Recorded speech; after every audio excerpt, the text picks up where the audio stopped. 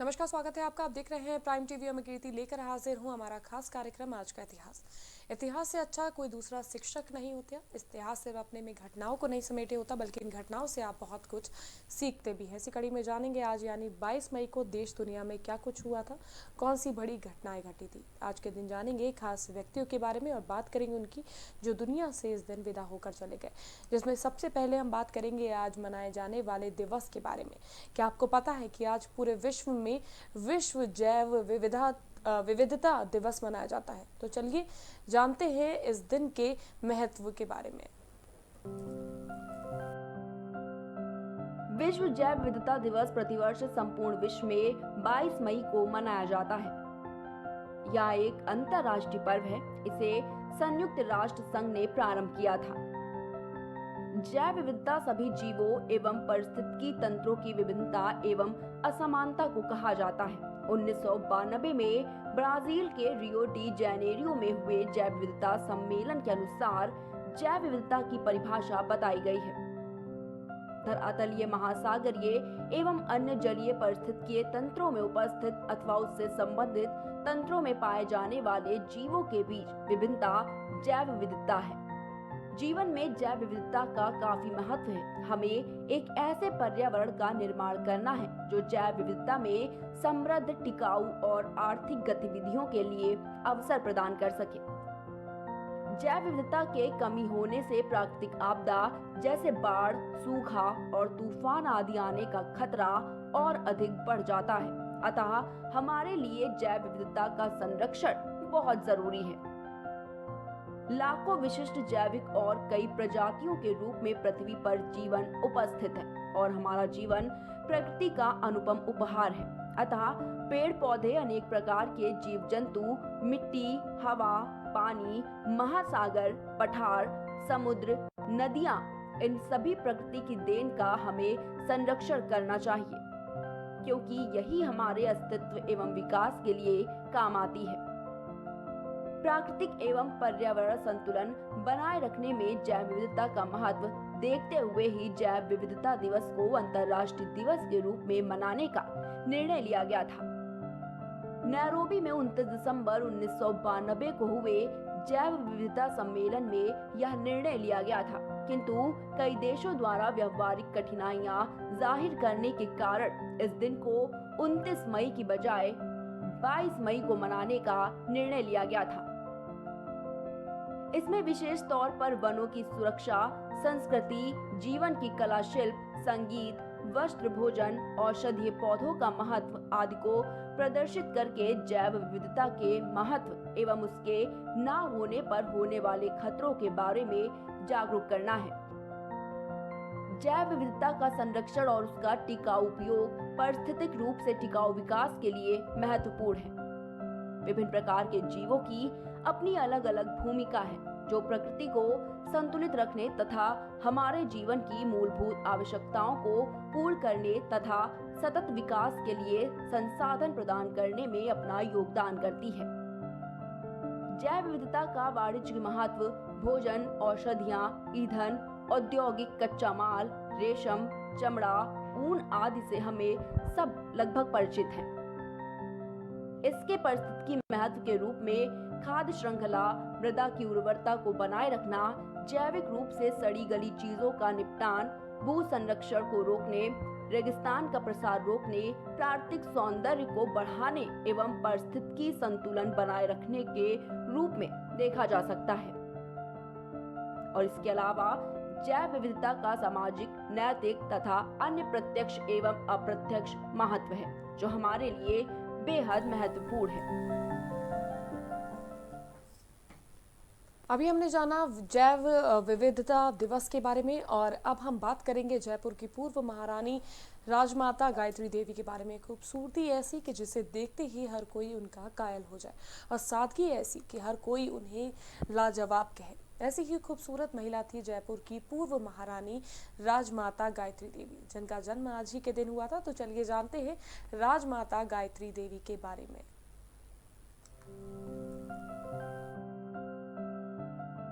यह सच है कि खूबसूरती को तभी परिपूर्ण माना जाता है जब वह शारीरिक ही नहीं अपितु आंतरिक व वैचारिक भी हो। जिस तरह खूबसूरती हर महिला की पहली पहचान होती है, परंतु गुण व संस्कार भी तो महिला की ही पहचान होते हैं, जिसे वह अपने आने वाली पीढ़ियों में हस्तांतरित करती है।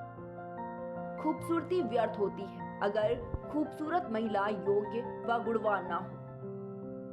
लेकिन अपनी अप्रतिम खूबसूरती के साथ सेवा, ममता, प्रेम जैसे अन्य कई गुणों की खान भी जयपुर की पूर्व राजमाता गायत्री देवी थी।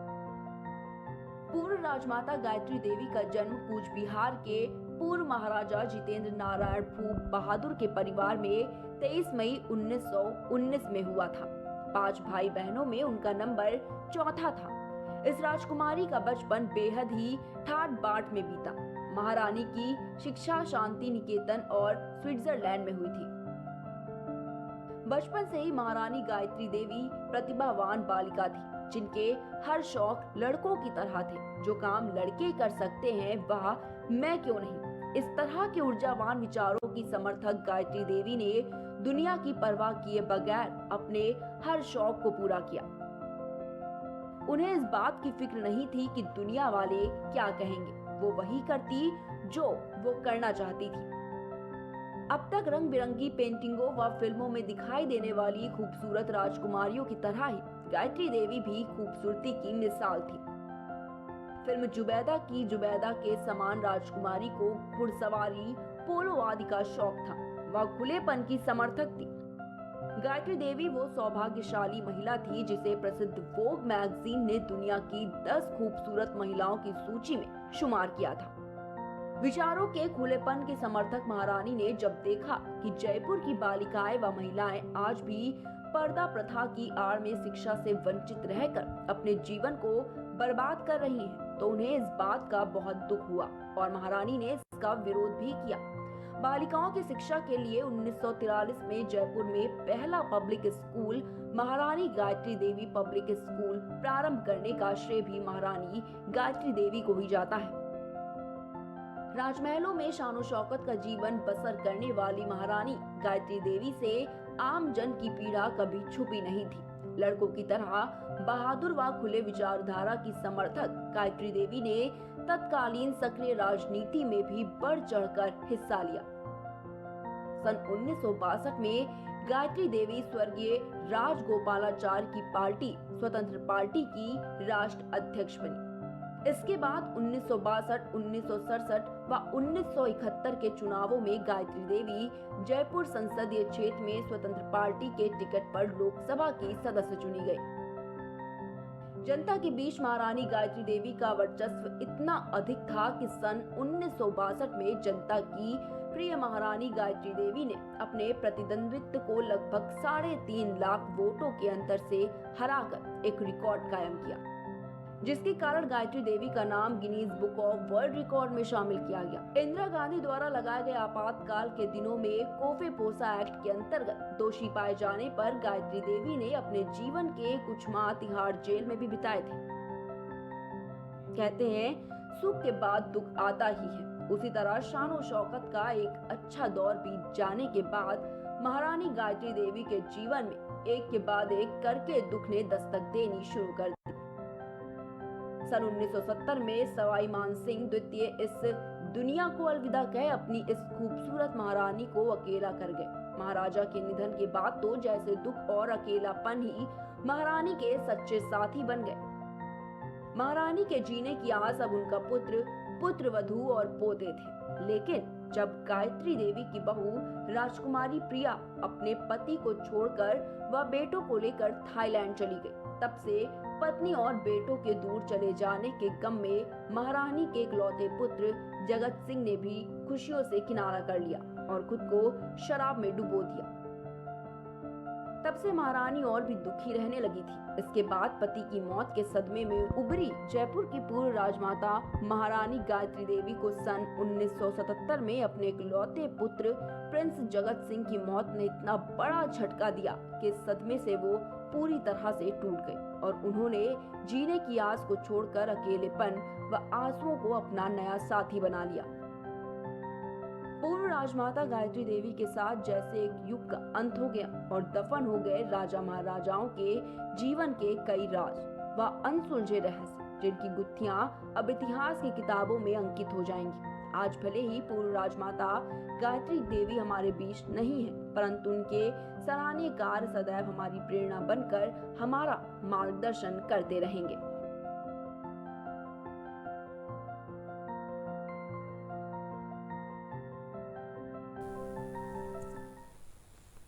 तो अभी हमने जाना पूर्व राजमाता गायत्री देवी के बारे में। इसी कड़ी में आगे बढ़ते हुए अब हम बात करेंगे स्पेस शटल RLV-TD के बारे में। आज ही के दिन 2016 में स्पेस शटल RLV-TD को लॉन्च किया गया था। तो चलिए जानते हैं इस स्पेशल शटल RLV-TD के बारे में।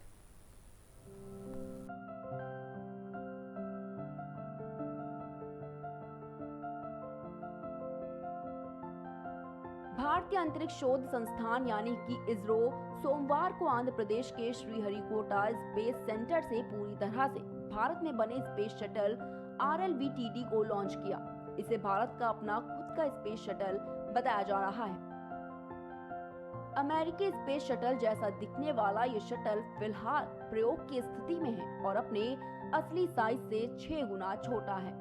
विक्रम साराभाई स्पेस सेंटर यानी कि VSSC के डायरेक्टर के सिवन ने बताया कि RLV-TD का मुख्य लक्ष्य पृथ्वी की कक्षा में उपग्रह पहुंचाना और फिर वायुमंडल में दोबारा प्रवेश करना है। शटल को एक ठोस रॉकेट मोटर से ले जाया जाएगा।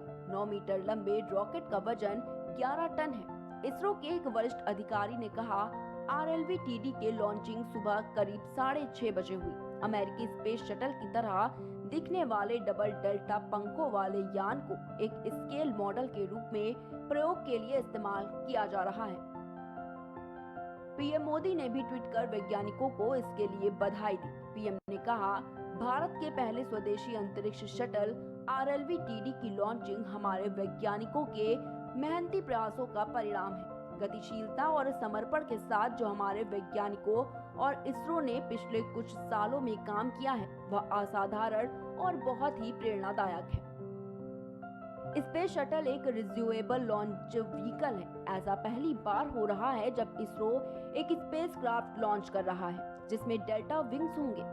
लॉन्च के बाद ये स्पेसक्राफ्ट बंगाल की खाड़ी में वापस उतर आएगा। इस स्पेसक्राफ्ट के बनने में 5 साल का समय लगा और 95 करोड़ रुपए का खर्च आया है। ये फ्लाइट इस स्पेसक्राफ्ट की हायर सोनिक एक्सपेरिमेंट स्पीड पर री एंट्री को झेल पाने की क्षमता का आकलन करेगी। इस स्पेसक्राफ्ट को बनाने में 600 वैज्ञानिकों और इंजीनियरों ने दिन रात की मेहनत की है। इस एक्सपेरिमेंट के बाद इस स्केल मॉडल को बंगाल की खाड़ी से रिकवर नहीं किया जा सकेगा क्योंकि इसे पानी में तैरने लायक नहीं बनाया गया है।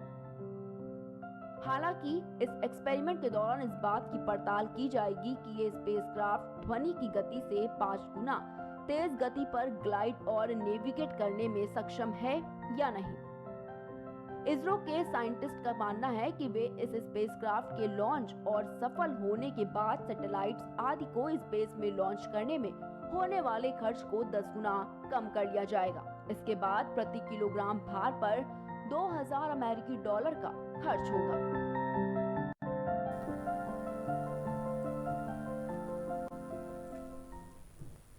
तो आज हम 22 मई की तारीख को खंगालते हुए और इतिहास के पन्नों को दोबारा पलटते हुए आपके सामने लेकर आए कुछ दिलचस्प बातें जो आप शायद तक जिन चीज़ों को जानने में आप वंचित रह गए होंगे। ऐसे ही हर रोज़ के इतिहास के बारे में हम आपको बताते रहेंगे। तब तक के लिए आप बने रहिए हमारे साथ और देखते रहिए प्राइम टीवी।